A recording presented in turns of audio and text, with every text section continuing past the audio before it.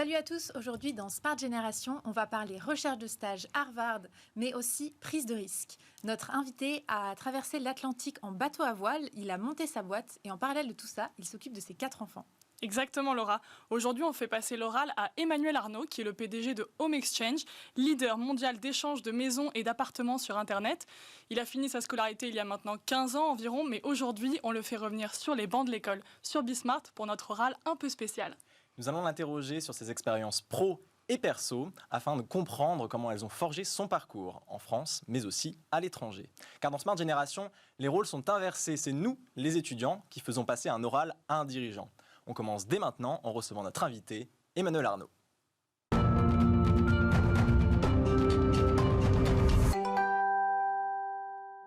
Emmanuel, puisque vous nous avez demandé de vous appeler Emmanuel, bonjour et merci beaucoup d'être avec nous. Vous êtes le 3e candidat à passer l'oral de Smart Génération et j'ai récupéré votre CV, il est juste devant moi. Je lis que vous avez été diplômé d'HEC Paris en 2003, après 4 ans d'école, qui ont suivi 2 ans de classe préparatoire à Versailles. À HEC, vous avez notamment brillé sur les planches, on en reparlera plus tard pendant votre oral. De 2006 à 2008, donc quelques années après HEC, la France ne vous suffit pas, puisque vous partez 2 ans à Harvard, où vous obtenez un master en politique publique et en économie du développement, une sorte de Sciences Po à l'américaine, d'après vos mots. En 2011, donc encore quelques années plus tard, vous fondez Guest to Guest, qui est une plateforme d'échange de maisons sur Internet. Et en 2018, 7 ans plus tard, vous rachetez Home Exchange, qui est l'homologue américain de Guest to Guest. C'est le français qui rachète l'américain, une transaction plutôt rare et d'ailleurs remarquée à l'époque. Les 2 entreprises ont depuis fusionné.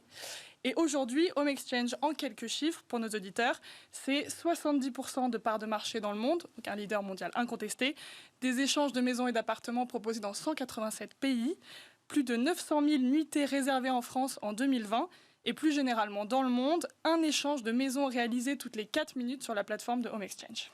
Emmanuel, merci d'avoir accepté notre invitation. Alors, qu'est-ce que ça vous fait de repasser un oral? Ça faisait longtemps, non? Merci à vous deux de m'accueillir, c'est un vrai plaisir. Écoutez, un énorme trac, j'ai très peur, j'espère que je vais être pris, que je vais faire bonne impression. Voilà. Vous étiez bon en oral en général à l'école? Oui, j'adorais ça. En fait, c'est une des raisons pour lesquelles j'aime bien faire du théâtre aussi, c'est parce qu'on peut parler sans être interrompu, quoi. En tout cas en ayant un texte et un auditoire captif, donc j'adore pouvoir parler comme ça. Eh bien, très bien. Emmanuel Arnaud, bienvenue dans Smart Génération. Votre oral démarre maintenant.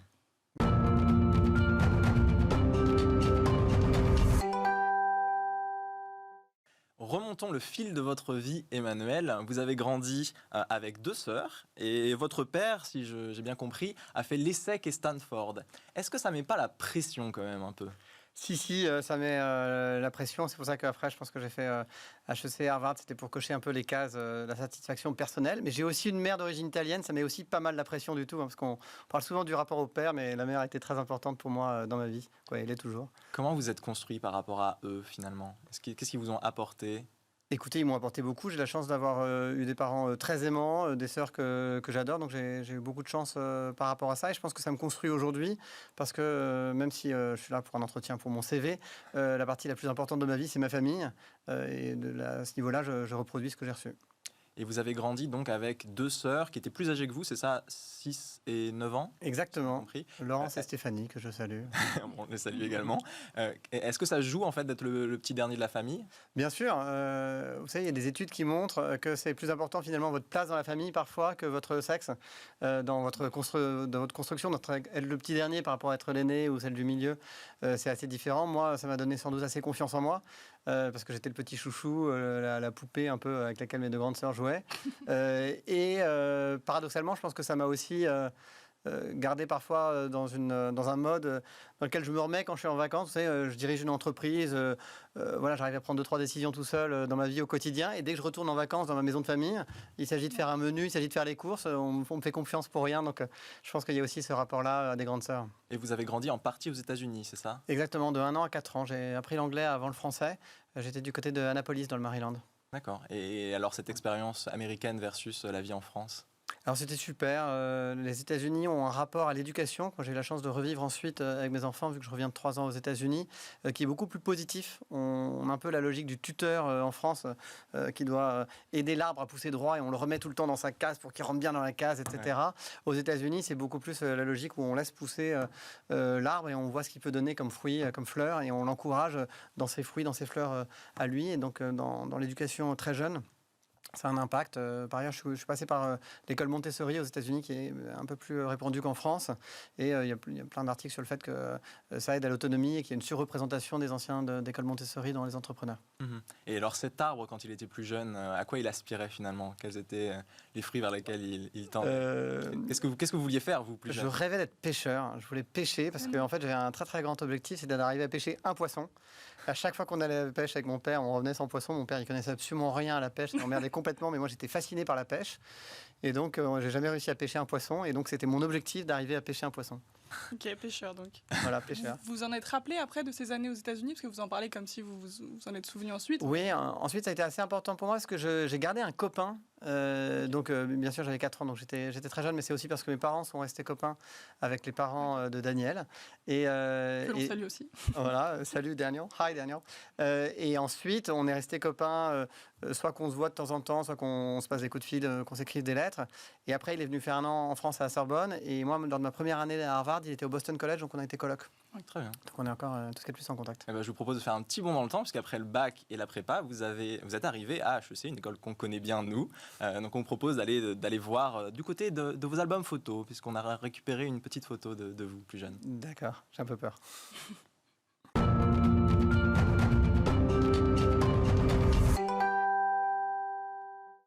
Alors Emmanuel, une photo s'affiche maintenant à l'écran. C'est vous sur scène pendant vos années à HEC.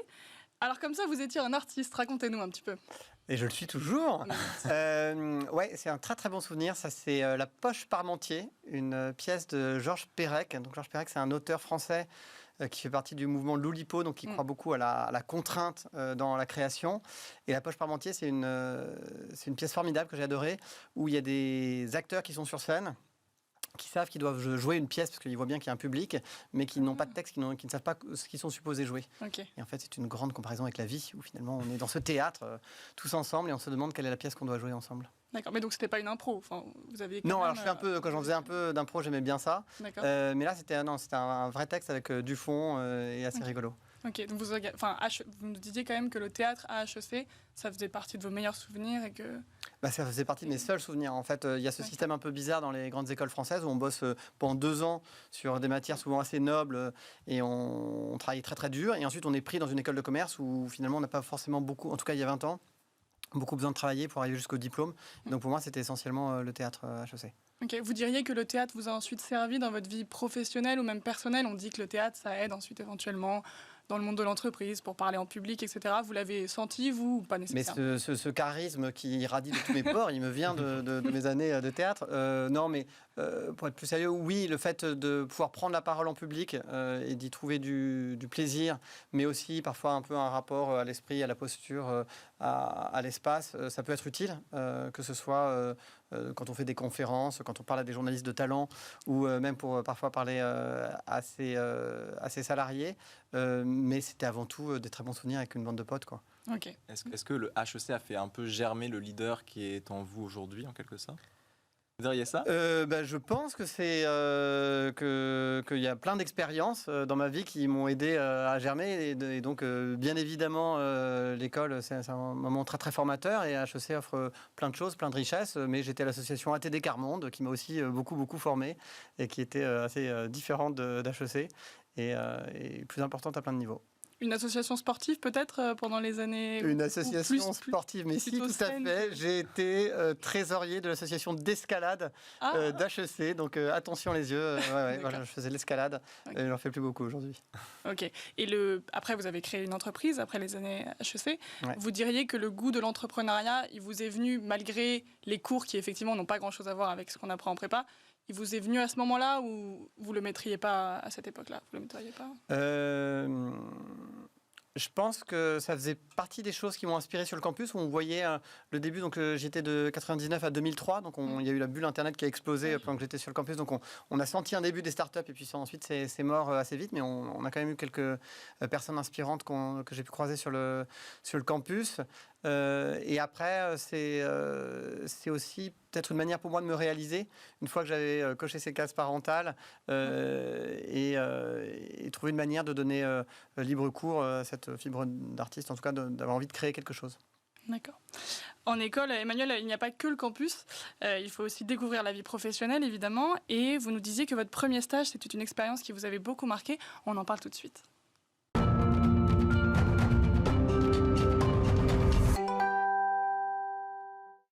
Effectivement, maintenant, on va se concentrer sur votre entrée dans le monde professionnel. C'est vrai que quand on est étudiant, on ne sait jamais quel premier stage choisir. C'est toujours un peu stressant quand on n'a pas d'expérience. Comment est-ce que vous avez fait, vous, pour choisir votre premier stage ? Alors, mon tout premier stage, vraiment tout premier, je ne sais pas si je vous en ai parlé lors des préparations, c'était juste un bon plan pour aller voyager. Donc, c'était super, c'était avec Essilor à Singapour, mais le but, c'était de pouvoir aller en Malaisie. Notez. Mais le premier plan, le premier stage qui m'a vraiment marqué, c'était au sein du cabinet Utopie, avec sa fondatrice Elisabeth Laville, que je salue au passage, comme mes sœurs, et qui m'a énormément inspiré, déjà parce qu'elle, c'est une femme très, très inspirante, qui a beaucoup fait en France pour faire progresser tous les concepts de responsabilité sociale des entreprises à mission. Et à l'époque, le cabinet Utopie, c'était 4 salariés et moi en stagiaire. Et c'était le premier cabinet à parler de ces thématiques-là et à vendre des missions, par exemple à Lafarge, à l'époque, pour réaliser un rapport de développement durable pour Lafarge, pour aider Carrefour à communiquer sur le bio et aider les agriculteurs qui étaient des fournisseurs de Carrefour à passer sur le bio. Et moi, j'avais par exemple réalisé le premier guide des organismes de notation sociétale, ce qui n'a pas l'air très sexy, mais ce qui, moi, m'avait complètement fasciné. C'était ces organismes qui notaient les entreprises sur des critères autres que la finance, mais pour les vendre à des fonds ensuite, ces informations sur la performance sociale et environnementale des entreprises. Voilà. Et est-ce que ça vous sert encore aujourd'hui ? Vous avez appris des choses un peu qui vous servent dans votre quotidien ou pas ? Alors dans mon quotidien, je ne me rappelle plus, parce que c'est là où j'ai maîtrisé PowerPoint ou Excel. Non, mais c'est plutôt au niveau de forger des convictions, c'est-à-dire que la manière dont on peut réconcilier le capitalisme et le bien commun. Il y a tout un ensemble des lectures que j'ai pu faire à ce moment-là sous la houlette d'Elisabeth Laville et des thématiques que j'ai pu découvrir qui m'impactent aujourd'hui. Ouais, c'était un moment formateur pour moi. Oui, surtout que la RSE à l'époque c'était beaucoup moins répandu qu'aujourd'hui. J'imagine. Exactement, c'était un temps de dinosaures à l'époque. Et il y avait au tout début de la loi NRE, elle s'appelait, qui était la loi qui obligeait les entreprises à publier des informations sociales et environnementales en plus de leurs résultats financiers. Sans partir dans des grandes considérations philosophiques, ça m'intéresse ce que vous avez dit sur le capitalisme et responsabilité environnementale. Vous, du coup, parce que éventuellement vous avez travaillé là-bas, vous y croyez à la possibilité de combinaison Ouais, alors non seulement j'y crois, mais j'en ai fait, moi, un axe structurant dans ma carrière et dans ma vie, tout en étant beaucoup moins vertueux, écolo et tout ça que ce que j'aimerais bien être. Mais en gros, donc j'ai fait mon stage chez Utopie. Ensuite, j'ai bossé au département développement durable de la Caisse des dépôts sur le financement du logement social sur critères de performance énergétique et à la mission climat, qui utilisait les instruments financiers pour la lutte contre les émissions de CO2. Et après, j'ai fait ma formation à Harvard. Et après, j'étais dans les énergies renouvelables. Et ensuite, j'ai créé une boîte dans l'économie collaborative. Donc, voilà. En gros, pour moi, c'est très important de faire partie des solutions plutôt que du problème. D'accord. Donc, voilà. Ouais. Donc, vous commencez votre vie professionnelle en France, mais vous avez ensuite décidé de traverser le continent pour rejoindre l'une des écoles les plus prestigieuses au monde. On va donc en parler maintenant. D'accord. C'est un océan que j'ai traversé. Oui. Sinon, je me serais retrouvé à Vladivostok. Ça aurait été hyper emmerdant. Continue.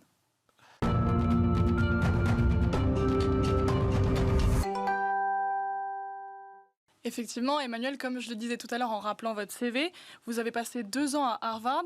L'Amérique, c'était un vieux rêve pour vous. Comment ça se fait que vous soyez parti là-bas ? Alors, c'était pas que un vieux rêve, parce que c'était aussi mes premiers amours. J'ai été éduqué en partie aux États-Unis. J'avais très envie d'une bouffée d'international. J'ai adoré mon expérience à la Caisse des dépôts et consignations, mais c'est quand même une vieille dame française, très franco-française, et j'avais envie de déployer mes ailes.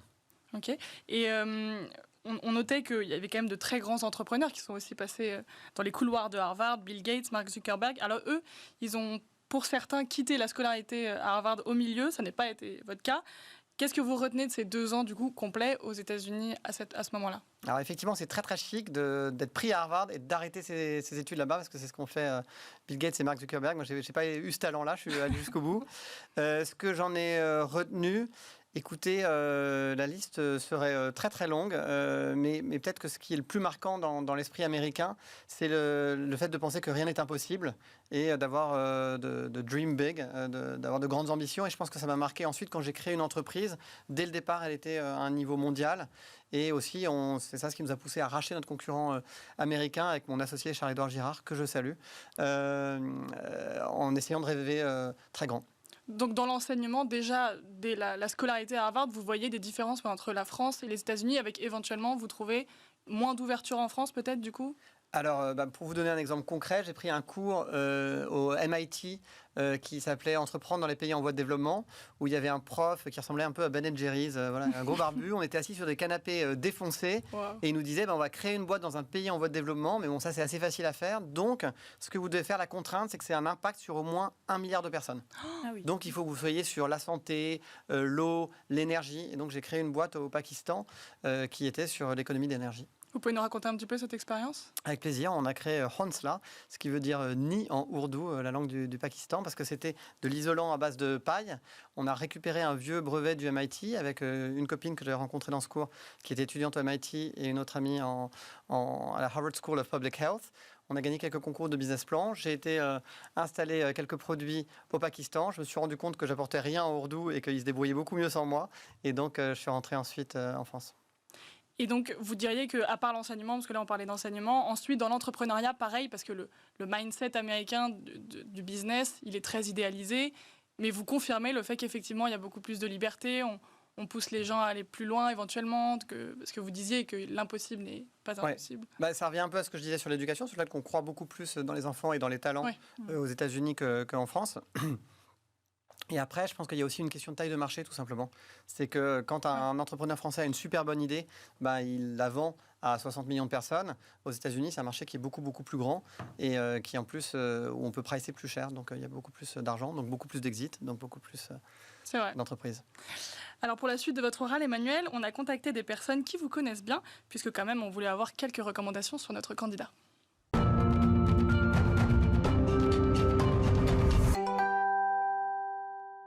Effectivement, on passe à la séquence appel à un ami. On a contacté 2 de vos proches. D'abord, on a contacté votre associé avec qui vous travaillez depuis 8 ans, donc c'est énorme. Souvent, on dit que choisir un associé, c'est un peu comme se marier. Comment est-ce que vous avez fait, vous, pour le choisir ? Avec un site de petites rencontres. J'ai pitché devant tout un ensemble de personnes qui cherchaient des projets sur lesquels se mettre. Et nous, on faisait partie de ceux qui cherchaient des associés et on s'est rencontrés comme ça. Ah ouais, d'accord, je ne connaissais pas du tout ce... Il y en a plein, en fait, des systèmes pour trouver des associés. Et il nous a dit que vous étiez très complémentaires dans votre relation, donc différents, mais que ça vous aidait à avancer. Comment est-ce que vous faites pour faire fonctionner ce duo au quotidien ? En communiquant beaucoup. C'est un peu comme dans un couple. Il faut beaucoup soigner la relation. Et d'ailleurs, quand je suis parti aux États-Unis, par exemple, ça a brisé un petit peu la relation parce qu'il y avait la distance et on n'avait pas remis en place les rituels. Là, on a remis en place plein de rituels et puis maintenant, je suis rentré en France. Mais comment est-ce qu'on s'appelle tous les jours ? Comment est-ce qu'on se fait des points ? C'est partie de la relation et c'est très important pour la soigner. Ouais, vraiment comme un couple, en fait. Exactement. Et ensuite, il nous a aussi dit que vous étiez un peu impatient au début. Est-ce que vous diriez que c'est votre plus grand défaut ? C'est ma plus grande qualité. Hein.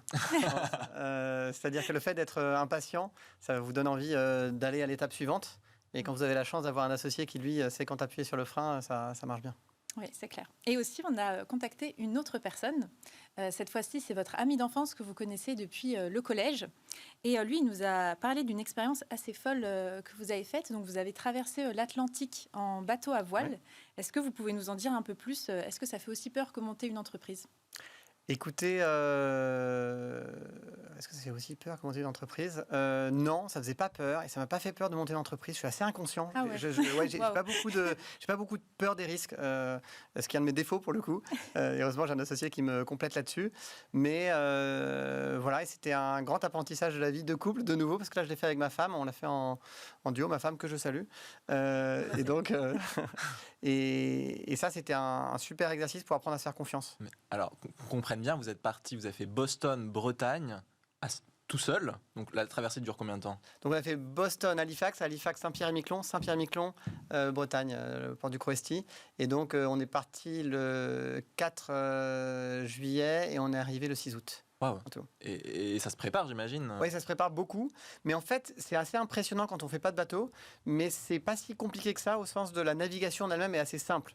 Vous êtes sur un bateau, il avance, il n'y a pas beaucoup de risques, vous n'avez pas besoin de calculer les marées, il n'y a pas beaucoup de chances de percuter quoi que ce soit. Donc c'est beaucoup plus une aventure à préparer parce qu'il y a des risques et il ne faut pas tomber à l'eau. Mais d'un point de vue bateau, c'est beaucoup moins compliqué que d'aller naviguer de nuit en Bretagne Nord, par exemple. Ah ouais.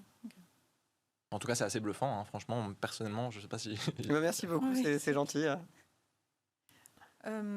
Du coup, est-ce que ça vous a aussi aidé à gérer Home Exchange, cette épopée, disons? Est-ce que vous avez appris des choses qui vous ont servi un peu plus dans le monde professionnel ou vous le voyez vraiment comme un loisir un peu plus à part? Si, je pense que ça m'a beaucoup servi, mais en fait, un peu comme n'importe quelle épreuve à laquelle vous survivez vous rend un peu plus fort, et c'est le cas de celle-là comme d'autres, et donc ça m'a aidé dans ma vie professionnelle. Ok, donc cette aventure vous a un peu forgé, et maintenant on va aussi parler des autres facettes de votre personnalité, parce que vous êtes entrepreneur, mais aussi mari et père, et on va aborder cette triple casquette maintenant.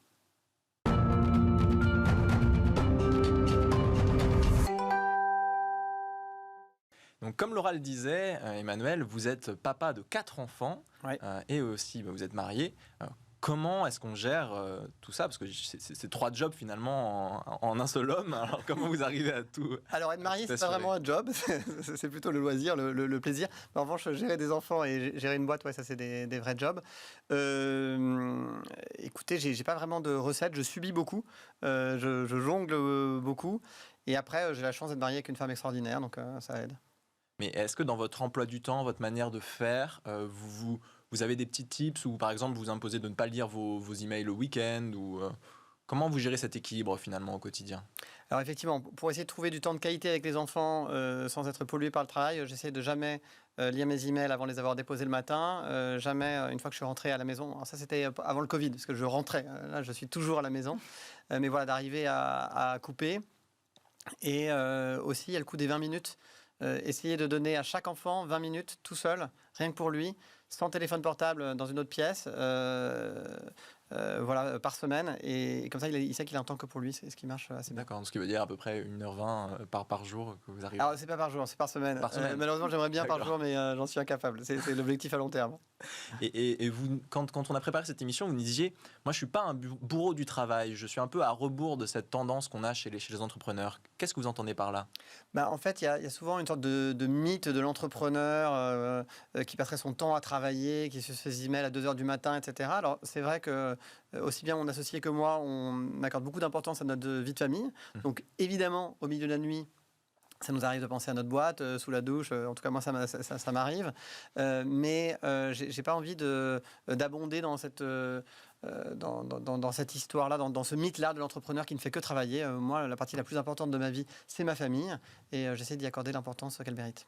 Et vous disiez tout à l'heure que vous êtes rentré donc en France assez récemment, car c'est votre femme qui a eu un changement de job, c'est ça? Oui, tout à fait, j'en suis assez fier. C'est moi qui ai suivi ma femme.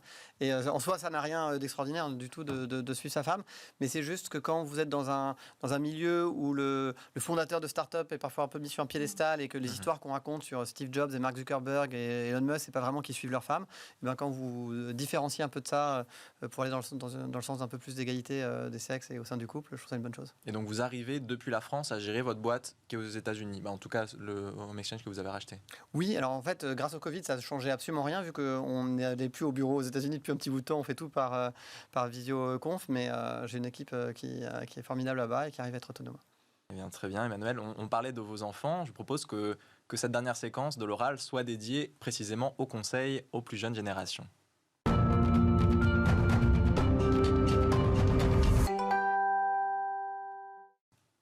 Exactement, maintenant on va se tourner un peu plus vers vos conseils pour les jeunes. D'abord, j'aimerais vous poser une petite question. Si vous pouviez vous adresser aux jeunes étudiants de la photo qu'on a vue tout à l'heure quand vous aviez 20 ans, qu'est-ce que vous vous diriez? Je me dirais aie confiance. Je crois que j'étais stressé justement sur la manière dont j'arriverais à à concilier mon envie d'avoir de l'impact, plutôt dans le sens positif, la quête de sens que j'avais, et le fait que aussi j'avais fait des études de commerce et je voyais le monde du travail comme aller à la défense en costume gris, quoi, et je ne savais pas où est-ce que j'allais trouver ma place là-dedans, et en fait ça se passe bien. Et donc je pense que j'ai eu tout un ensemble de peurs liées à des stéréotypes dont j'aurais bien aimé me débarrasser. Et comment vous avez fait pour vous affranchir de ces stéréotypes, justement, pour pas que ce soit la défense en costard J'ai vieilli, quoi. J'ai eu des expériences, j'ai rencontré tout un ensemble de personnes qui montraient qu'on pouvait entreprendre, par exemple, ou bien qu'on pouvait, comme Elisabeth Laville, donner du sens au travail et à l'entreprise, et ça m'a aidé à me construire. Et justement, pour l'entrée sur le marché du travail, vous avez été diplômé d'Harvard en 2008, donc en plein pendant la crise des subprimes. Qu'est-ce que vous conseilleriez aux jeunes qui aujourd'hui arrivent sur le marché du travail aussi pendant une crise importante ? C'est pas facile déjà, hein. C'est pas facile d'avoir 20 ans en 2020, j'ai envie de dire. Emmanuel. Non, et ensuite, pareil, ayez confiance, ça va pas être facile. Vous allez peut-être pouvoir inventer vous-même vos solutions, créer des boîtes, ou trouver des jobs qui n'existent pas aujourd'hui, ou partir quand ce sera possible, voyager le temps que l'économie reprenne et se remettre à embaucher, mais vous allez trouver votre place et voilà, ayez confiance. Vos enfants sont beaucoup plus jeunes que nous. Comment vous leur expliquez les choses finalement, cette période très particulière? Comment vous les préparez à un futur qui, on espère, sera plus optimiste finalement? Alors, en fait, sur le futur, moi, je suis très, très optimiste. J'ai l'impression qu'on est en train de trouver plein de solutions à tous les problèmes que ma génération et celle d'avant ont créés. Et donc, j'ai très confiance pour les générations futures. Donc, là-dessus, j'ai plutôt un message d'espoir un peu entrepreneurial aussi quand on voit tout ce qui se monte comme beau projet. Et sur le Covid, c'est pas facile à vivre pour ma famille comme sans doute pour les vôtres. Avec 4 enfants à la maison, j'ai eu le Covid il y a 1 mois et demi. Ma femme l'a eu 2 semaines après. Donc, on a fait 5 semaines de confinement familial avant le confinement national. Super. Et on essaie de dire qu'on les aime, même si ça fait 3 heures qu'ils regardent Netflix. Ouais, c'est un peu ça, malheureusement. Et aussi, on a eu l'impression que vous étiez particulièrement sensible à la place des femmes sur le marché du travail. Donc, je voulais aussi vous demander un peu si vous aviez des conseils spécifiques pour les jeunes étudiants qui veulent peut-être se lancer dans l'entrepreneuriat. Qu'est-ce que vous pourriez leur conseiller ?